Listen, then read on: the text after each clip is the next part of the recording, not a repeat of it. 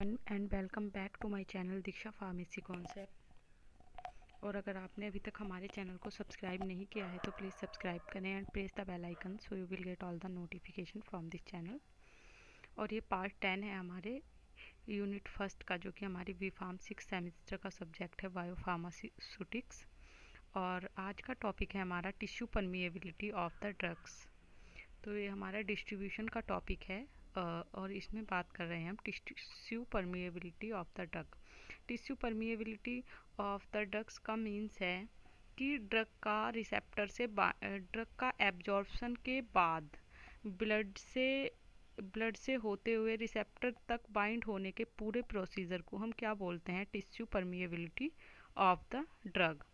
मैंने आपको previous video में भी बताया था कि कैसे कैसे ड्रग एक्स्ट्रा सेलुलर फ्लूइड से इंट्रा सेलुलर फ्लूइड में जाती है और इंट्रा सेलुलर फ्लूइड में हमारे टिश्यू और रिसेप्टर से बाइंड करती है। तो वही है ये भी तो देखते हैं। आइए tissue permeability of the drugs start करते हैं।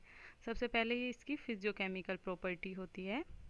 तो tissue permeability of the drug can be defined as the movement of any drug from blood to extra cellular fluid. सबसे पहले ड्रग कहाँ जाती है? जब हमारे ब्लड में पहुँच जाती है ड्रग एब्जॉर्प्शन के बाद, तो एक्स्ट्रा सेलुलर फ्लूइड में हमारे पहुँच जाती है। And after the movement of extra cellular fluid से capillary with the help of protein carrier and capillary movement of drug particles ECF to ICF, जो कि हमारा एक्स्ट्रा सेलुलर फ्लूइड कहाँ होता है? सेल के बाहर होता है। तो फिर ये प्रोटीन करियर के थ्रू कहाँ पहुँचती है? हमारे प्रोटीन से बाइंड होने के बाद इंट्रा सेलुलर फ्लूइड में inside the cell to particular tissue और receptor. This is called tissue permeability of the drug.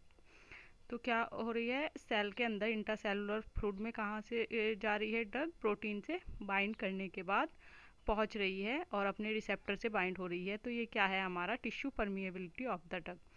और इसको एक सिंपल डेफिनेशन में हम देख सकते हैं, the capacity of any drug particles to reach inside the tissue intracellular fluid from extra cellular fluid, this is called tissue permeability.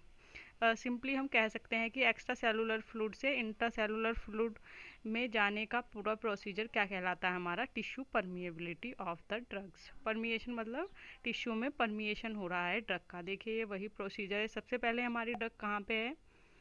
Left side में देखिए ब्लड में हमारी ड्रग है और वो कैपिलरी वाल्व है बीच में ब्लड, क्योंकि ब्लड तो कैपिलरी में फ्लो कर रहा है। तो वो कैपिलरी वाल्व से पास होते हुए कहाँ में पहुँच गई? हमारी कहाँ पर पहुँच गई?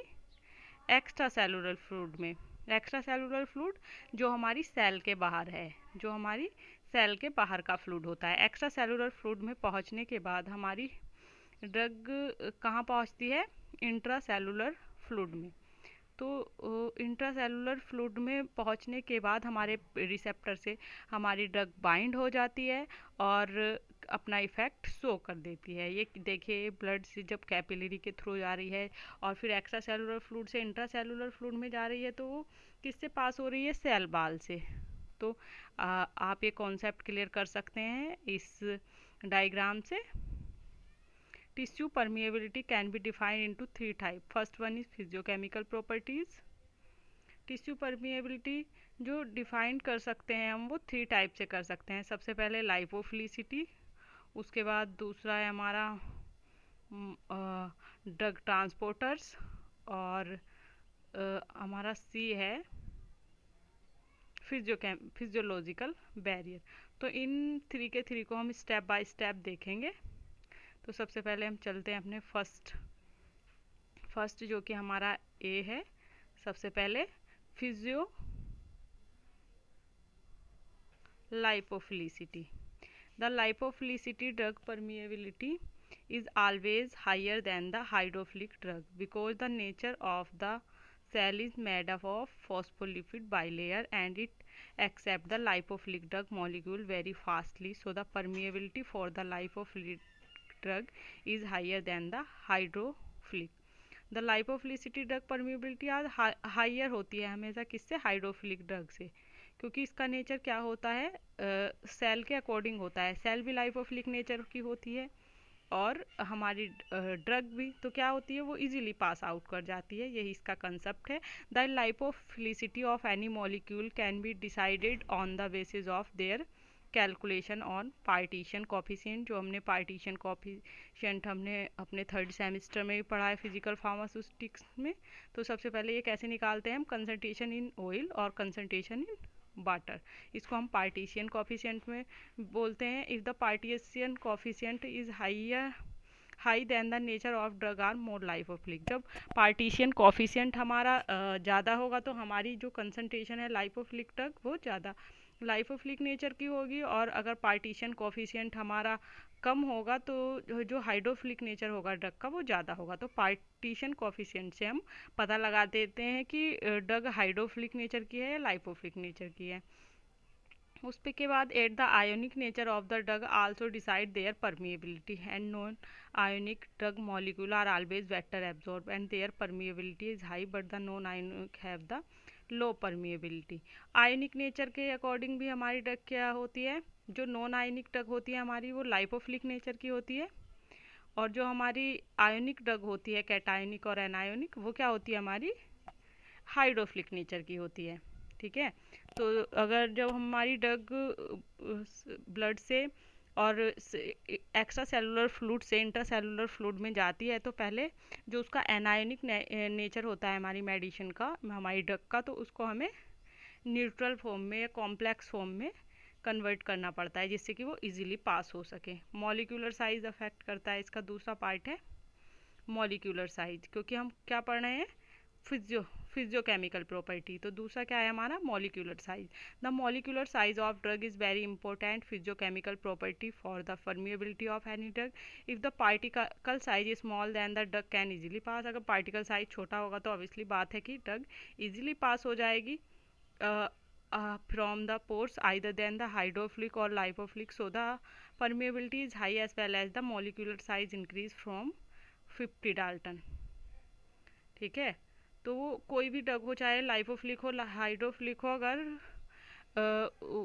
उसका पार्टिकल साइज 50 डाल्टन से कम है तो वो इजीली पास हो जाएगी, और अगर वो 50 डाल्टन से कुछ ज़्यादा ही ज़्यादा हो तो क्या होगा, वो स्टॉप हो जाएगी। उसके बाद हमारा फिजियोकेमिकल प्रॉपर्टी के बाद दूसरा पार्ट आया हमारा ड्रग ट्रांसपोर्टर्स। तो ड्रग ट्रांसपोर्टर्स क्या होते हैं, एब्जॉर्प्शन के बाद जब हमारी ड्रग जो है वो ब्लड में आ चुकी है तो अब क्या होती है, वो प्रोटीन से बाइंड होने के बाद हमारे extra cellular fluid intra cellular fluid में जाती है, तो उसे हम ट्रांसपोर्टर्स का काम कौन कर रहे हैं यहाँ पे, प्रोटीन। तो देखते हैं after the absorption of drug are reached into the extracellular fluid, and after extracellular fluid when goes inside the cell and reach into the target receptor, then they need a supporters which help to transport the particular drug to their target receptor. This is called drug transporter.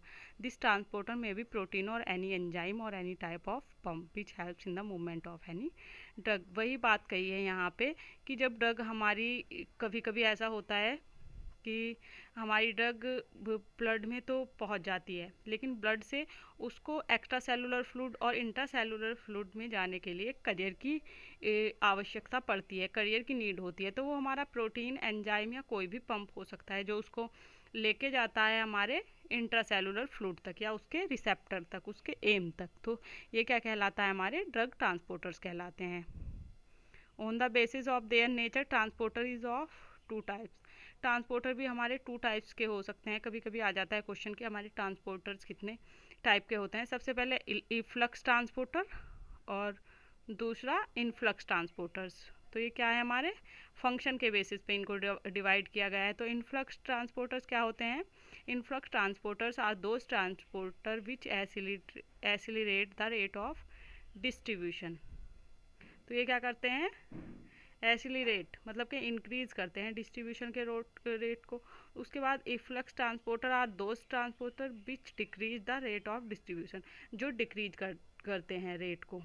तो जो हमारे influx transporter हैं वो increase कर रहे हैं, accelerate कर रहे हैं, और जो हमारे इफ्लक्स हैं वो क्या कर रहे हैं, डिस्ट्रीब्यूशन के रेट को डिक्रीज कर रहे हैं। Both are important for regulating the availability of drug in man. तो ये क्या है, दोनों ही इम्पोर्टेंट है। अगर हमारे ड्रग जो है रिसेप्टर से अगर डिक्रीज़ करना है, हमें डिस्ट्रीब्यूशन को ज़्यादा अगर हमें बाइंड नहीं करानी है, तो फिर हमारा इफ्लक्स ट्रांसपोर्टर्स काम करता है, और ड्रग बाइंड नहीं हुई है अभी तक तो हमारा इनफ्लक्स ट्रांसपोर्टर्स काम करता है। तो ये दोनों क्या करते हैं, मेंटेन रखने के लिए ड्रग के कंसंट्रेशन को यूज़ किए जाते हैं। On the basis of chemical nature major uptake transporter और भी टू टाइप्स के होते हैं केमिकल नेचर के अकॉर्डिंग, सॉल्यूट करियर ट्रांसपोर्टर्स और सॉल्यूट करियर ऑर्गेनिक ट्रांसपोर्टर्स, जिनको हम बोल सकते हैं SLC LCO। Both LC and LCO transporters required ATP for their functioning and they behave as both symporters and antiporters. इन्हें क्या ज़रूरत पड़ती है, इन्हें आवश्यकता पड़ती है एनर्जी की, अगर जो हम मेडिसिन इनसे बाइंड करके पास करा रहे हैं तो। और ये क्या कर सकते हैं, सिम्पोर्टर मीन्स दोनों एक साथ भी काम कर सकते हैं, और एंटीपोर्टर्स की एक काम कर रहा है और एक नहीं काम कर रहा है, एक आउटसाइड में काम कर रहा है, तो एंटीपोर्टर्स की तरह भी काम कर सकते हैं। ये इनका मेन फंक्शन है या मेन इनका एडजेक्टिव है। उसके बाद ये इनके ट्रांसपोर्टर के एग्जांपल हैं, facilitative transporters, active transporter, ion pump, secondary active transporters, and basically for neuron को transporter movements of two ion from some pumps, importers and antiporters. तो ये कुछ उसके एग्जांपल हैं। उसके बाद हमारा थर्ड पार्ट है फिजियोलॉजिकल बैरियर। तो बैरियर मतलब जो हम जब ड्रग को पास करा रहे हैं, तो ये हमारे 3 टाइप के हम पढ़ रहे थे। तो थर्ड सबसे पहले हमने पढ़ा फिजियोकेमिकल प्रॉपर्टी ऑफ ड्रग। उसके बाद हमने पढ़ा कि करियर या ट्रांसपोर्टर्स क्या होते हैं हमारे। और उसके बाद अब हमारा थर्ड है फिजियोलॉजिकल बैरियर। और अगर आप ये नोट्स चाहते हैं तो PDF का लिंक हमारे डिस्क्रिप्शन बॉक्स में दिया गया है, आप वहाँ से डाउनलोड कर सकते हैं। तो आइए फिजियोलॉजिकल बैरियर हम किन्हें बोल रहे हैं, बैरियर बोलते हैं मीन जब हम ड्रग का डिस्ट्रीब्यूशन कर रहे हैं तो जो भी रुकावट उनके बीच में आ रही है तो उसको क्या बोल रहे हैं, हम फिजियोलॉजिकल बैरियर बोल रहे हैं। तो physiological barriers are those barrier organ inhibit the free movement of drug into organ directly, decrease the rate of absorption and rate of distribution. ये एब्जॉर्प्शन के रेट को भी कम करते हैं और डिस्ट्रीब्यूशन के रेट को भी कम करते हैं। And the nature of physiological barrier is different in different organ. जो डिफरेंट ऑर्गन से ड्रग बाइंड हो रही है उसके अकॉर्डिंग जो फिजियोलॉजिकल बैरियर हैं वो अलग अलग टाइप्स के हैं। ये देखिए, ये ड्रग है और ये कोई हमारा ऑर्गन है। तो ये बीच में जो दिखाए गए हैं ये 3, तो ये क्या है, बैरियर्स है। तो बैरियर्स कितने टाइप के होते हैं, मेनली 6 टाइप के बैरियर हैं। सबसे पहला क्या है, simple carrier mediated barrier, simple cell membrane barrier, blood brain barrier. उसके बाद फोर्थ है हमारा blood CSF barrier, blood placenta barrier और ब्लड टेस्टिस बैरियर। तो जब हमारी ड्रग ब्लड से सेल में जा रही है तो वहाँ पे कौन सा बैरियर काम कर रहा है, ब्लड सेल बैरियर। जब ब्लड हमारी ब्रेन के रिसेप्टर से बाइंड होना है तो वहाँ पे उसको कौन रोक रहा है, ब्लड ब्रेन बैरियर। और जब हमारी CSF फ्लूइड, सेरेब्रोस्पाइनल फ्लूइड जो कि हमारे ब्रेन में ही फिल्ड होता है, तो वहाँ पे क्या है हमारा BCSF बैरियर। उसके बाद प्लासेंटा, जब हमारी ड्रग प्लासेंटा जो कि प्रेग्नेंट वुमेन का होता है, प्लासेंटा जब बच्चे को जो मेडिसिन जाती है तो वो किससे, प्लासेंटा से, प्लासेंटा बैरियर वर्क करता है। तो वहाँ पे क्या है, ब्लड प्लासेंटा बैरियर। और उसके बाद टेस्टिस, ब्लड टेस्टिस बैरियर। तो सबसे पहला आता है हमारा, सबसे पहला क्या आया था, सिंपल करियर मेडिएटेड बैरियर। तो सिंपल करियर मेडिएटेड बैरियर क्या है, इनको डिटेल में देखना है तो आप ये यहाँ से देख सकते हैं। Simple career capillary endothelial barrier mean this is the simplest type of barrier. जब ब्लड जो कि हमारा ब्लड किस में फ्लो कर रहा है, कैपिलरी में, तो कैपिलरी में ब्लड हमारा फ्लो कर रहा है, तो उसको अगर किसी ऑर्गन के पास जाना है तो क्या होगा, उसे जो हमारी कैपिलरी वाल है उससे पास होना पड़ेगा। तो वो क्या है, एक बैरियर है, ठीक है। तो वो क्या होगा, blood vessel barrier. And in blood vessel small pores is present and the drug can pass only these pores and cannot pass other than these pores if the particle size is more than 600 Dalton. तो particles क्या नहीं हो सकते, पास नहीं हो सकते हैं। तो ये क्या है, हमारा एंडोथीलियल बैरियर है। मींस कैपिलरी वॉल में अंदर क्या है, हमारा इनर साइड में हमारा ब्लड फ्लो कर रहा है, और जो उसकी वॉल है वो किसकी बनी हुई है, एंडोथीलियल की, और इसमें छोटे छोटे पोर्स होते हैं। तो ओनली 600 डाल्टन की जो ड्रग है हमारी, वो ही पास कर पाती है उससे। तो ये क्या करता है, एक बैरियर का काम करता है। ठीक है, उसके बाद आया हमारा सिंपल सेल बैरियर। देखिए यहाँ पे सबसे पहले ड्रग क्या है, हमारे ब्लड में तो है पहले से ही, तो वहाँ पे एंडोथीलियल बैरियर तो है ही। उसके बाद जब हमारी सेल मेम्ब्रेन के पास जाना है उसको टिश्यू में, तो वहाँ पे सेल मेम्ब्रेन और आ गई। तो ये क्या है, first one is endothelial and second one is cell membrane barrier. तो इसको क्या बोल सकते हैं, एंडोथीलियल सेल मेम्ब्रेन बैरियर। ठीक है, एंडोथीलियल लेयर और ब्लड वेसल के बीच का जो दोनों जब लेयर आ गई हमारी एंडोथीलियल और क्या सेल मेम्ब्रेन, तो ये क्या हो गया, दोनों ने एक बैरियर बना लिया। तो इसको बोलते हैं हम सिंपल सेल बैरियर। ठीक है, यहाँ से हमारी life of leak drug only pass हो सकती है। जैसे वहाँ से 600 डाल्टन की ड्रग पास हो रही थी, यहाँ से हमारी life of leak drug pass हो सकती है ओनली। उसके बाद आया हमारा blood brain barrier. The barrier between the blood vessel and brain is called as blood brain barrier.